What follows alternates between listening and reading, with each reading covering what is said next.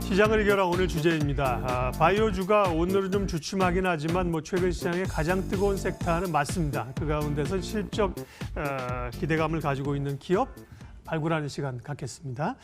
한국경제개발원 황주명 대표 오셨어요. 어서 오십시오. 네. 안녕하세요. 그러게요. 우리 황 대표님이랑은 이제 섹터 이슈를 정하고 종목을 골라보는 시간이에요.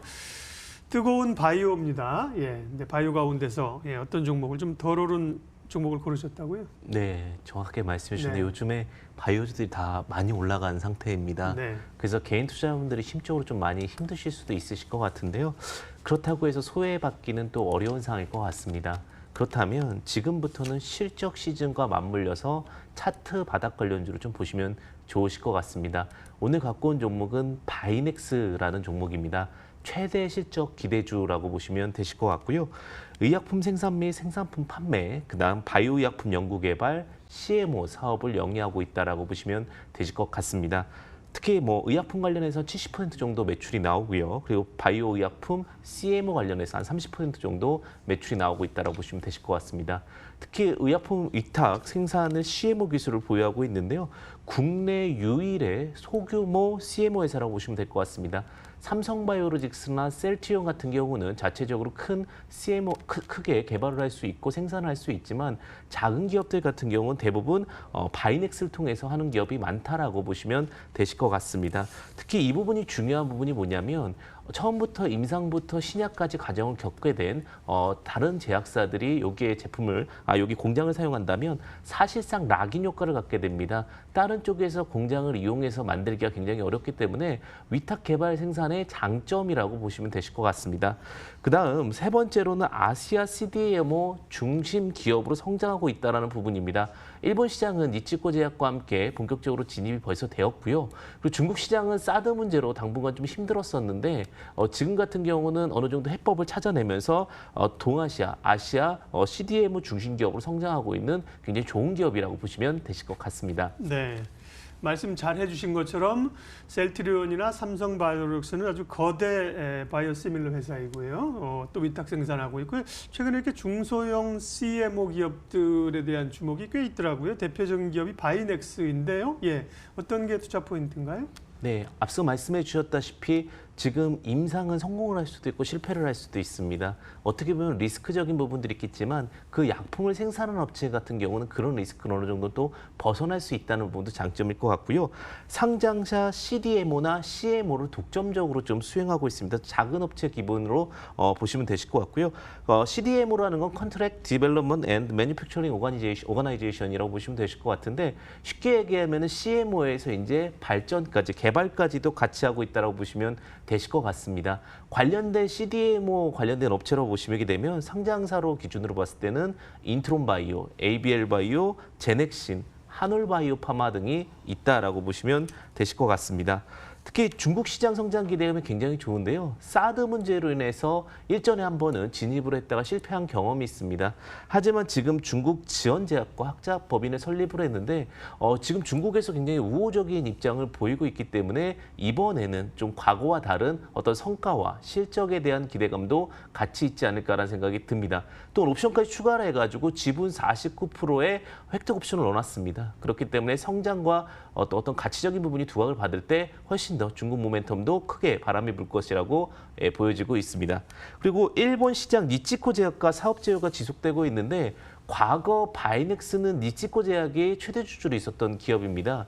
근데 일전에 이제 니치코 제약이 바이넥스의 지분을 팔고 매각을 하게 되면서 관계가 끊어진 거 아니냐라는 우려감이 있을 수 있을 것 같은데 지분 매각을 한 가장 기본적인 이유는 미국에서 임상 실험을 하기 위한 자금이 필요해서였습니다.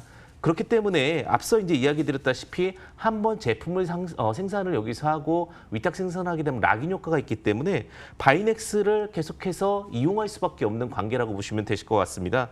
사업 제휴도 지속적으로 하고 있고요. 그다음에 니치코 제약의 그 레미케이드 바이오시밀러를 독점 생산하면서 실적적인 부분들 그리고 해외 시장 진출에 대한 부분들도 두각을 잘 받고 있다라고 보셔도 되실 것 같습니다. 네. 약이야 다 만들 수 있는 것 아닌가 이렇게 생각하실 수 있겠지만 그건 이제 우리가 기존에 먹는 뭐 알약이나 이런 거 이제 제네릭이라고 하잖아요. 그런 시설들은 대부분 제약회사들이 다 가지고 있고요.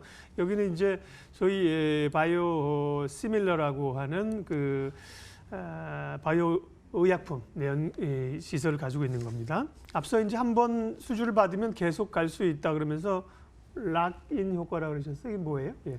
네, 그래서 락인이요? 예, 락인이 네. 잠근다라는 뜻인데요. 네네네. 한번 들어오면 이제 풀리지 않고 잠가서 지속적인 매출이 생긴다 해서 왜요? 락인 딴 데로 효과라고 못 했습니다. 가나요? 네. 네, 일단은 여기서 기본적인 네. 기술들이 앞서 말씀드렸다시피 시밀러 기술이나 이런 네. 과정들이 굉장히 또 세밀하고 중요한 부분이기 때문에 네. 그런 부분을 또 옮기려면 시간도 많이 걸리고 또 그런 과정들이 국내에서는 제대로 기업이 없기 때문에 바이넥스가 한번 딱 수주를 받게 된다면 굉장히 큰 지속적인 영향을 받을 수 있다고 보시면 되실 것 같습니다. 네. 오늘 이 기업을 말씀하시는 포인트는 앞서 이제 모두에 말씀드린 게 이제 실적 쪽이에요. 대부분은 바이오 쪽이 실적이 신약 쪽은 안 잡힌다. 그런데 바이오시밀러는 실적이 이제 잡힌다는 게 강점이잖아요. 이 회사는 어떻습니까? 네. 네, 올해 아마 사상 최대 실적이 나오지 않을까라는 생각이 네. 좀 들고 있고요. 일본 니치코 제약과 수출 증대는 앞서 말씀드렸던 부분이고 위탁 생산도 계속해서 생산할 기대감이 있다라고 보시면 되실 것 같습니다. 그리고 영업이익률도 지속적인 성장 추세가 있다라고 보시면 될 것 같은데 회사의 문의 결과 증자, 전환사채 발행 같은 경우도 당분간은 없을 거라고 이야기를 하고 있는 만큼 어떤 재무적 리스크도 크게 없을 것 같습니다. 특히 지금 주 상품에 대해서는 13% 영업이익률도 가능하고요. 7에서 13% 정도 지속적인 매년 영업이익률 개선도 기대가 되고 있다라고 보시면 되실 것 같습니다. 특히 이제 안정적 재무 구조가 두각을 받을 수 있을 것 같은데요. 다른 제약 바이오주와 다르게 부채 비율도 한 25% 정도, 유보율 8%, 그다음 PBR 밴드 기준으로 1.5에서 2, 그리고 영업 활동 현금 흐름이 흑자로 유지되고 있기 때문에 실적과 그다음에 재무가 안정적으로 받쳐주고 있는 기업이라고 보시면 되실 것 같습니다. 가격 전략 좀 봐주세요. 예, 현재가는 8,600원 수준인데요. 네.